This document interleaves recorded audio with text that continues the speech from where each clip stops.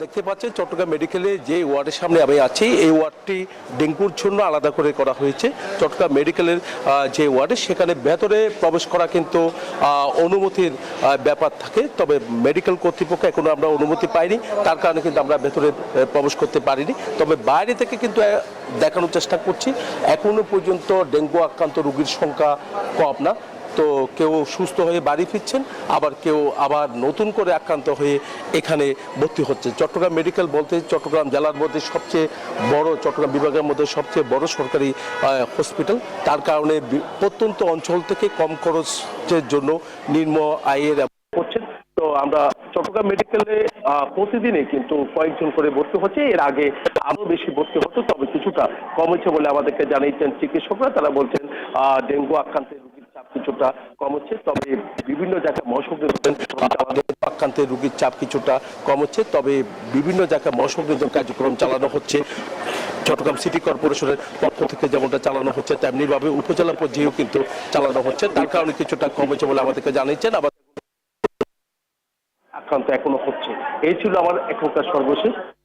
তারা সহকর্মী অপেক্ষা করছেন মেহেরপুরে, সেখানে আছেন আমাদের সহকর্মী।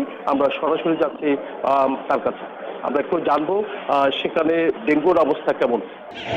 ধন্যবাদ নয়ন বড়ুয়া জয়। ডেঙ্গু পরিস্থিতি মেহেরপুরের যে বিষয়টি বর্তমানে দেখতে পাচ্ছি সেটি হচ্ছে টানা বর্ষণের ফলে কিন্তু এখানে বিভিন্ন স্থানে জলাবদ্ধতা এবং জল জমে উঠেছে, যার ফলে কিন্তু ডেঙ্গুর যে মূল জীবাণু এডিস তার কিন্তু বেশ উপযোগী আবহাওয়া, এবং সেখানে কিন্তু এই এডিস মশার মাধ্যমে যে সংক্রমিত এই রোগটি হয় সেক্ষেত্রে কিন্তু আসলে এই রোগটি বৃদ্ধি পাবে। এবং যেহেতু জলাবদ্ধতা রয়েছে, যদিও বা স্থানীয় প্রশাসন থেকে শুরু করে জলাবদ্ধতা ও মশক নিধনের জন্য বিভিন্ন ধরনের উদ্যোগ গ্রহণ করেছে, কিন্তু তারপরেও আসলে এটির প্রকোপ বৃদ্ধি পাবে বলছে চিকিৎসক থেকে শুরু করে সচেতন মহল। আমরা অবস্থান করছি মেহেরপুরের 250 শয্যা বিশিষ্ট জেনারেল হাসপাতালে। সেখানে আমরা দেখলাম যে ডেঙ্গু গতকালকে 4 জন ভর্তি ছিল, আজকে কিন্তু সেখানে বেড়ে 1 জন বেড়েছে এবং সেখানে কিন্তু 5 জন আমরা দেখতে পাচ্ছি।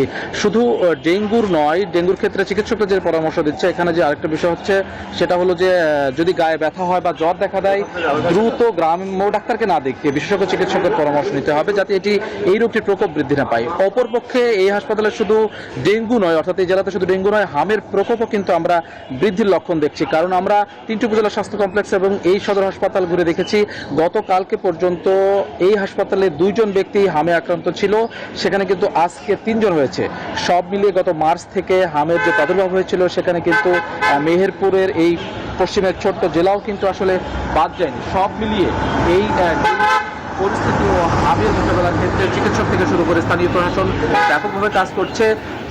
এরপরে হচ্ছে যে সাধারণ মানুষের সচেতনভাবে চলাচল বা বিশেষজ্ঞ চিকিৎসা গ্রহণের ফলে আসলে এই রোগটাকে মোকাবেলা করা সম্ভব বলছেন স্থানীয় বিশেষজ্ঞ চিকিৎসকেরা। এই ছিল মেহেরপুর থেকে ডেঙ্গু ও হাম নিয়ে সর্বশেষ পরিস্থিতি। আমরা ফিরে যাচ্ছি স্টুডিওতে রোবার কাছে। জি ডালিব, আপনাকে ধন্যবাদ।